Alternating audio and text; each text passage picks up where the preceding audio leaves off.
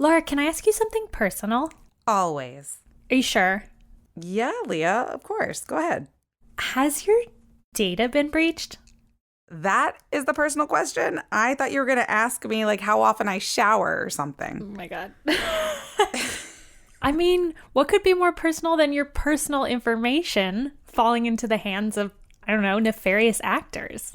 I guess it's just that data breach doesn't really sound like a personal problem. It sounds more like a tech issue. You know what I mean?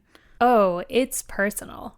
I'm talking about like your address, your social security number, your baby's birthday. Okay, leave my baby out of this. Okay, but think about it. Every day you just spread your personal data all over town with hardly a second thought. Leah, what kind of person do you think I am? It's not just you, Laura. We all do it. We share information about ourselves with banks, credit card companies, our doctors, our schools, and we assume that it's secure. Take UC Berkeley, for instance. Tens of thousands of students, teachers, and staff entrust the university with their personal info. You know, because you have to submit that stuff when you apply and register or when you set up your tax info with HR or whatever. And all that data is stored somewhere. Yeah, hopefully somewhere safe. Like in a safe behind a painting. Well, but it's all digitized. So instead of a safe behind a painting, it's more like a computer with encryption. You've totally lost me. Okay. How about we do this with a story? Great. Now you're talking my language. This is The Edge, a podcast produced by California Magazine and the Cal Alumni Association, where we bring in UC Berkeley experts to talk about ideas on the cutting edge and a few that go too far. In this episode, we're going to find out just how cyber insecure we are and what, if anything, we can do to protect ourselves. I'm your host, Laura Smith. And I'm also your host, Leah Worthington. This episode of The Edge is brought to you by Wine Access. Join the Wine Access Wine Club at wineaccess.com/Cal to receive $25 off your first 2 shipments. That's right, $25 off on each of your first 2 shipments by visiting wineaccess.com/Cal and signing up. Okay, so in December of 2015, some hackers broke into the UC Berkeley financial system and accessed the personal data of 80,000 people. All of a sudden, the social security numbers, bank data, and other info from students, employees, vendors, etc. was in the hands of dark web tech pirates. Whoa, that does not sound good. Yeah, it was a really big deal. So how did they get the data? I assume they didn't, break in and steal computers, right? Well, funny you should ask. That actually did happen at UC Berkeley, but that was a few years later, and I'll tell you about that in a minute. In this case, though, you're right. They didn't grab the computers. Basically, there was a flaw in the financial system software, and Berkeley actually knew about it and was working on fixing it when the attackers exploited the weakness. Those jerks, they totally caught us with our pants down. It's true, and it was a huge security headache. The university had to provide everyone with identity theft monitoring, identity theft insurance, and then, of course, they had to fix the software. And it wasn't the first time. In 2009, hackers made off with the data of 160,000 Cal students, alums, and others. Oh, no. In that case, the breach wasn't discovered for 6 months, so the hackers had access to all of the data for that entire time. And really, there's more? In 2005, a guy just walked in and swiped a laptop that had personal data for over 100,000 students. Although in this case, the university says they got it back before the info could be taken. Okay, small victory. 6 months before that, hackers got access to Berkeley research that had the data of 600,000. Okay, I'm done. This is just far too much hacking. But seriously, if Berkeley, a massive research institution with some of the world's leading info security experts, is vulnerable to cyber attacks, then what's the hope for someone like me? I know. But okay, before you lose all hope, I do have an idea that might make you feel a little bit better. Oh yeah? What's that? Okay, what if we treated our online health the same way that we treat our physical health? So think of it like this.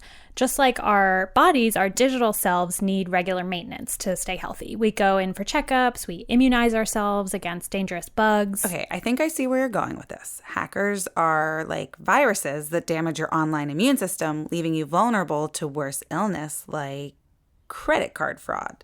If we think of our virtual selves as something that you have to take care of proactively, in the same way that you might go to the doctor for a checkup, there are actually some pretty simple things you could do to make sure that you're at peak online health. Okay, so how do you do that? Well, I know a magical place filled with benevolent hackers who I think can help us figure this out.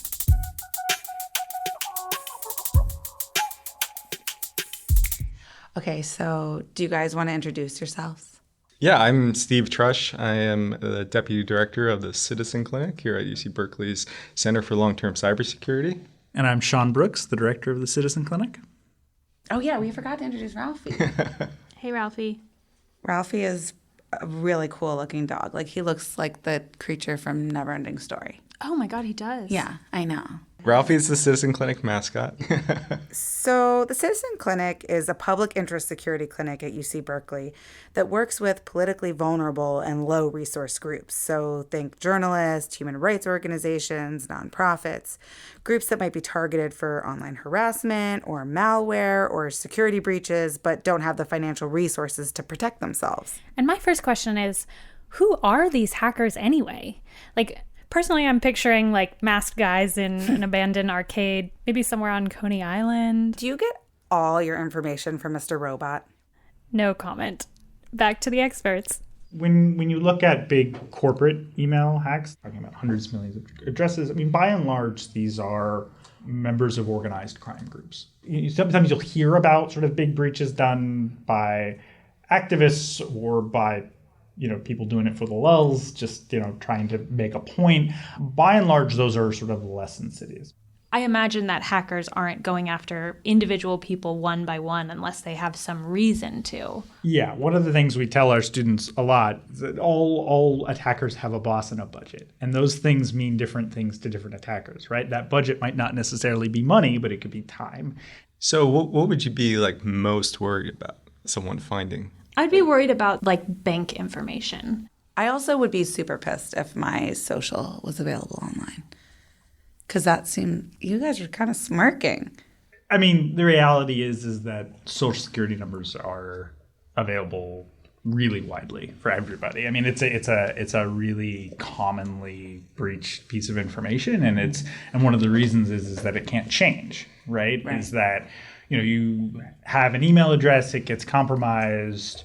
If you feel like it's super unsafe, you get a new email address. The things that can't change, your birth date, your social security number, those things get out there, and it's really hard, if not impossible, to kind of claw them back. Speaking of things that get out there, passwords. According to Steve, we've been doing passwords all wrong. How bad is it if my password is the exact same for everything? Really bad. That's probably the worst thing. Oh, God. Oh, I don't do that. Asking for a friend. Yeah. What about not the same, but a pattern? Not the same, but a pattern. So common things are you change the last number or you add some punctuation at the end of it, things like that. That's also pretty bad. If I knew what the root of your password was, I can easily write a script that can try out, adding numbers to the end of it or adding different combinations of punctuation. There's a concept for password strength, right, about entropy.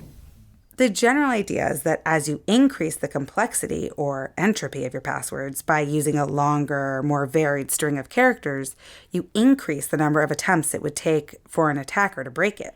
So then we should all change our passwords to super long, complicated things like XYZ, exclamation mark, period, dot, asterisk, right? If you can't say it, it can't be your password. That's a really great rule. Generally, a strong password doesn't get you very far.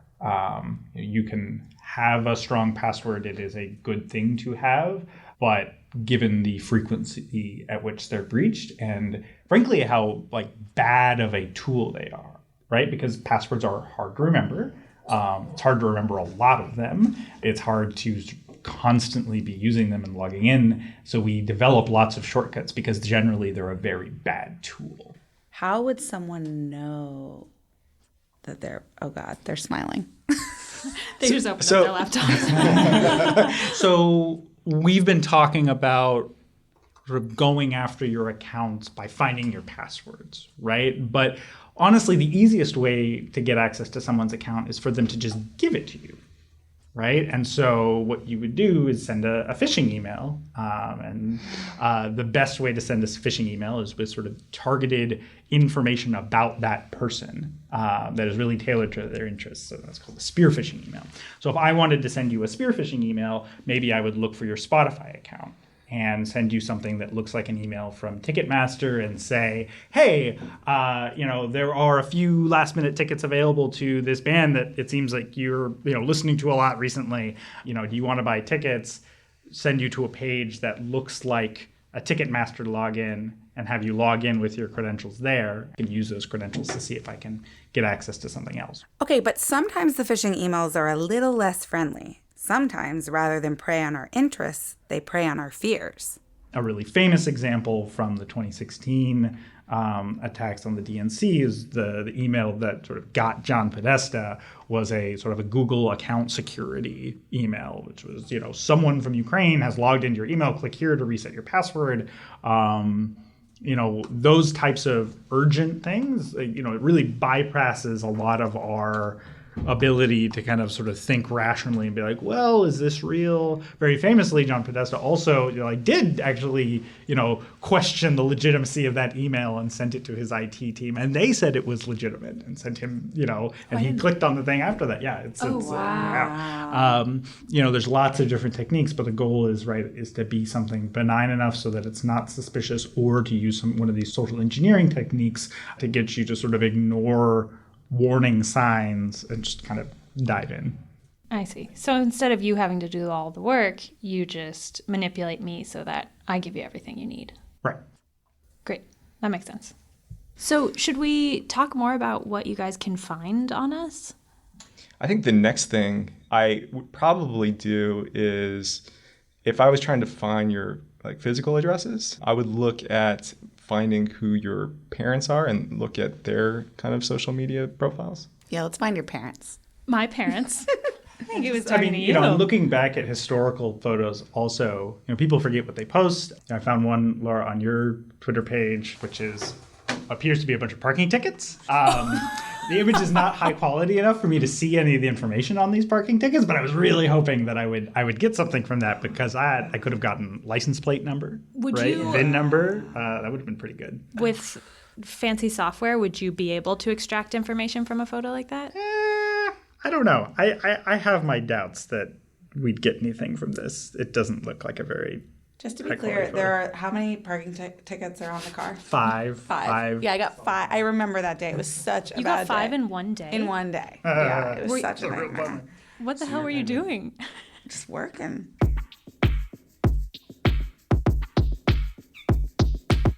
What's happening now?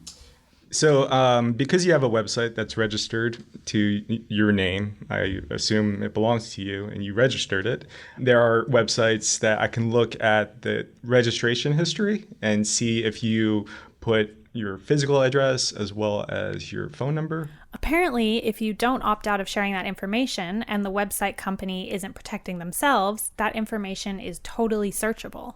Looks like it was registered in New York, but I can look through the history and see if that was always the case and whether something was leaked, such as... oh my God. A street address. Old street address. That was my apartment in New York. Is this your current phone number? Yeah. Yeah. Yeah, that would be that. There's a bunch of these data aggregators that are on the internet, and one of them is My Life, and they will have what they've gathered from other data sources. They'll buy information from the DMV, and they'll put together profiles. They're allowed to resell it to the data brokers. The DMV? Mm-hmm. That is so whack. Yeah, that's crazy. That's one of the ways they stay in business. The Department of Motor Vehicles? That seems, I don't know how all of this works, but since they're a federal agency, that seems really state questionable. And each state has different laws around what is and isn't permissible. There's a lot of information on this. First of all, they're so wrong about my net worth. I actually have a negative net worth.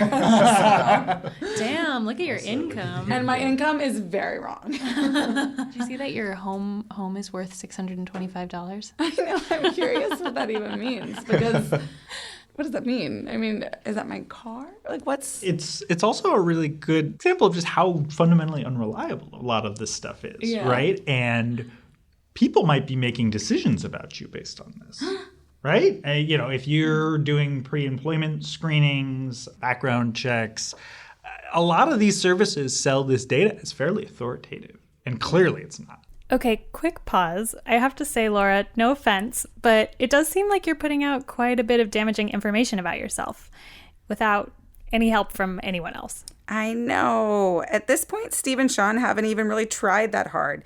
They've looked through my social media profiles, done some Google searches, but I'm just giving my information away. But as Sean explained, maybe it's not even your fault. The world we live in is pressuring us to make our lives more and more public.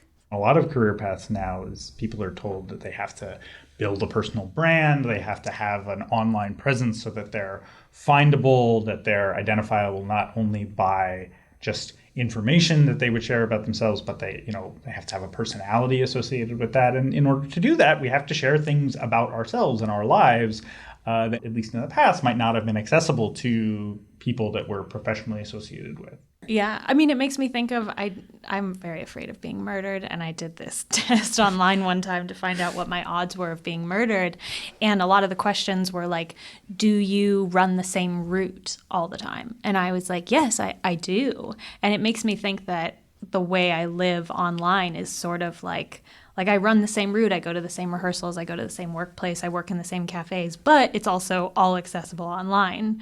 If I post a story on Instagram or I, tag myself as going to an event or whatever, it's just so easy to map my route. Well, Leah's very boring, so... I'm just waiting to be murdered. Yeah, she's trying to get murdered. Okay, so I know we were sort of joking about the murder bit, but there is some truth to that. And it made us wonder, what's the worst case scenario when it comes to cyber attacks? So my fear is that because I do write about white supremacy sometimes, and some of the people that I write about are quite dangerous, like they'll come to my house and murder me. Or they won't come to your house. They may spoof your phone number and call the police and say that there's a hostage situation at your home address and let the SWAT team come to your house. Oh, God. I mean, the reality is, I think also that the stakes are just higher for women, right? Women, members of racial, religious, cultural minorities, and certainly for women journalists. There's been plenty of examples in the last couple of years of sort of sustained trolling campaigns, making it just fundamentally difficult to do your job. And so that is not necessarily a worst case scenario, but it is a highly likely scenario, particularly for someone who's reporting on white supremacy. Sean says that the threat level can really vary from person to person, company to company, and that's something they work on assessing at the Citizen Clinic. A lot of things that we work with our student teams when they're working with nonprofits is something called threat modeling, thinking about who the bad guy is and what the bad thing is specifically that we're worried about, so that we can help the organizations that we work with spend the limited time and resources that they have to address those needs. But for all of our listeners who are at home and might not have access to a professional, there are some things you can do on your own. Like if you want to figure out if you've been part of a large-scale data breach, there are some places you can check. For example, if you go to haveibeenpwned.com, and pwned is spelled PWNED, you can enter your email address and see a list of your accounts that have been part of cyber attacks. So what this is a service run by a guy named Troy Hunt. And what he does is when there's a major breach, he'll get access to all of the breach data and scan basically all of the email addresses and then create like a giant archive of, okay, here's a searchable database of what breaches my information has appeared in. What does that mean? Here, like it says, you can check to see if your account has been compromised in a breach. Do it. Did I get pwned? So you just clicked on the pwn button and it says, oh no, you've been pwned. Ah! You were pwned on 9 breach sites. And so, Leah, you use the service Canva. In May of this year, that was breached. And so in that one, email addresses, geographic location, name, password, and username was released. Jeez. But your data also appeared in a number of other services. This made me start to think, like, I've put my name and email addresses into so many different websites, and they're all potential entry points to my personal information. And I can't even honestly remember the names of most of them or why I even signed up in the first place. Yeah, that's such a good point. I mean, I bet most of us have. So then here we are with all of our passwords and email addresses scattered about the interwebs. And the question is, what, if anything, can we do about it? I wouldn't even know where to begin with, deleting accounts or resetting passwords for all of these random services. So that's why we have a thing called password managers, which if you've been around, you may have heard of them. But Ken felt a little passive aggressive. I've heard of password managers and also those little like key things that... A YubiKey? YubiKey. Yeah, I have a couple on my keychain. Wait, so what is a YubiKey? So a YubiKey is a form of multi-factor authentication. It's just like a little something you keep on your keychain and plug right into your computer. So let's say I'm trying to sign into Twitter from a computer that I don't normally use. After I type in my password, Twitter will prompt me to plug in my YubiKey and confirm that it's me. And it makes your accounts much more difficult to hack because you need the actual physical thing in order to get in. So I got to be honest, I think part of the barrier for me to being more cyber secure is that I don't actually feel that vulnerable. Like I feel aware that my information is vulnerable, but I don't really know. Like Laura said, I'm pretty boring. I don't make a ton of money. I don't see that there are things in my life that are that interesting to other people. She's trying to throw people off the trail right now. Don't look for me. There's nothing to find. But seriously. Yeah, well, so I think there's like a basic level of cybersecurity practice that you should take regardless of what you think your adversaries and threats may be. And that's things like having the multi-factor authentication that we talked about, using a password manager, or at least using unique passwords on every site. And if you have to write them down in a book, that works for you. But using a VPN, a virtual private network, that's another just basic kind of hygiene. Where if we're talking about like safe sex, right? Like you wear a condom, and it doesn't matter like who your partner necessarily is. You don't have to have like a threat profile every time. It's just like, okay, there are certain things that we do that we know are safer practices. And to take that metaphor one step further, when you use a condom, you're not just protecting yourself from any potential STDs, you're also preventing transmission to all future partners. There's like a herd immunity that we need to like encourage, where not only are you worried about yourself, but if someone was targeting you, they could also be targeting your family members. And that kind of raises the stakes. We are all essentially the gateway to each other's information. Okay, but Leah. Yes, Laura? So I'm making strong, unique passwords for every account I have, storing them in a secure password manager, and even using multi-factor authentication. But what do I do about all my data that's already out there? That's such a good question. And, I'd answer it, but I think Steve wants to. It's really hard to deal with like this public information, like our phone numbers and our addresses, because we give them to the DMV or utility companies, and some of that stuff is sold to other data brokers, which is resold.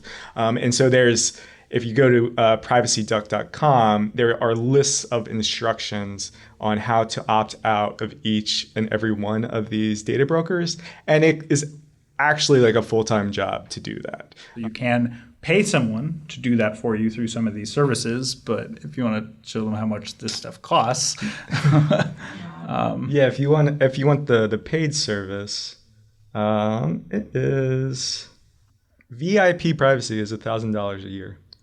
Just to pay someone to go through and opt out. Which is more than the value of your home. True. Laura, you're going to have to sell that tent I'm going to and sell more. my home and then come up with some extra money. And so, when people talk about privacy being a luxury good, this is kind of the example, right? Because sure, there are people who can afford this, but most of us can't. So then, okay, most of us can't afford this. So what can most of us afford? I would say each of you should make a list of like your most important accounts, such as both personal and work, and make sure that each of those accounts have strong, unique passwords. If you can think of 4 generally unrelated words, toddlers are a great password generator. 4 generally unrelated words, that's a pretty good password. You know, if you were trying to attack that with a computer, it would take a number of years to break that just by brute force. You know, it's much easier to remember too, because you can write a little story in your head around that. It makes it a little more human friendly. Sean also reminded us to set up multi-factor authentication. That might include a YubiKey, a fingerprint, or even just a text message that we get on our phones. And usually when you set up multi-factor authentication, it also turns on things like login alerts. So your phone will be notified that, hey, someone tried to log into your Google account. Was it you? And you know, most of the time it will be you and it will be fine. But if you get a strange alert, you'll know that either somebody has tried to access your account or something strange is going on. So I think would be important for you is to think of like your phone numbers and protecting that. So there are things like, you know, signing up for Google Voice and having a phone number that's tied to your actual phone number. So I use a phone number, it's called a VoIP number. That's essentially kind of like a made-up phone number that will forward to my actual phone number. And no one knows like my actual phone number except for the phone company. Yeah. I know. You're thinking, but I've had this same number since middle school. It's part of my identity. And actually, that's the whole problem. Phone numbers, passwords, email addresses, they are all a part of our identity, which means that if someone gets access to them, they can use them to access other, more private parts of your identity as well. You know, there are a lot of trade-offs. And I think that some of this is just the development of social norms that takes time for us to start understanding how attached are we to these specific phone numbers or these addresses, and how much friction are we willing to go through to change these things over time to kind of keep ahead of this. The number one thing to remember is that these hackers prey on our fears and on our vulnerabilities. So if you notice something suspicious, don't just start wiring money to Kazakhstan. Also, ask yourself if you expected that email from Google or from your bank or from whoever. And if you didn't, be really suspicious about it. Definitely don't click on any links. There's a common tactic of using a security alert as the phishing attempt. So for instance, you'll get an email saying from Facebook that, oh, there was a suspicious login attempt. You should change your password immediately. And those things I always take seriously, but I'll go to the website itself and I won't follow the links that are in the phishing email. If Facebook or Spotify or Google is saying that there's a suspicious activity, I'll go to, Google, log in myself, go to the security settings, and change my password. That actually makes me feel good. Yeah, I actually feel pretty good. I feel like I can find the 4 things that I want to manage. Mm-hmm. Yeah, this seems doable. I was feeling a little despondent at a certain point when we were looking at the cost of security.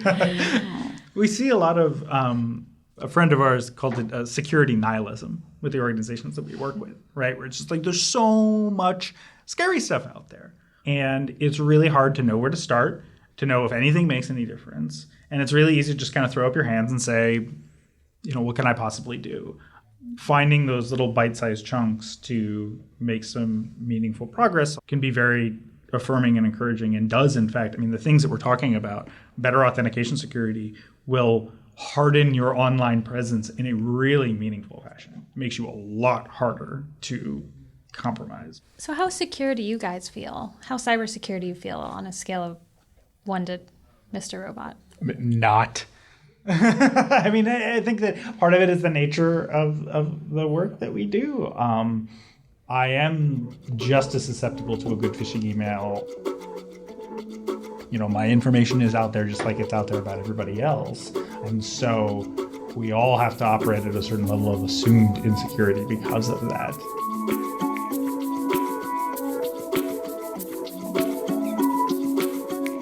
So Laura, you went back to the Citizen Clinic for your cybersecurity checkup. Yeah, I got a password manager. I set up 2-factor authentication on my phone, and I also got a YubiKey. And then I went through my social media and tried to remove anything that clearly stated where I lived. like an old Craigslist post or a wedding registry, things like that. So how do you feel? Do you actually feel more secure? I mean, I definitely feel more secure, and I was surprised by how easy it was to do all of that. And now that I do it every day, it's just like one of the things that I do, and I don't think that much about it. But also at the same time, learning more about this has made me think that no one is totally secure. And a lot of companies have my credit card information, and I'm just sort of trusting them that they're taking the precautions to prevent any major breaches, like what happened at Berkeley.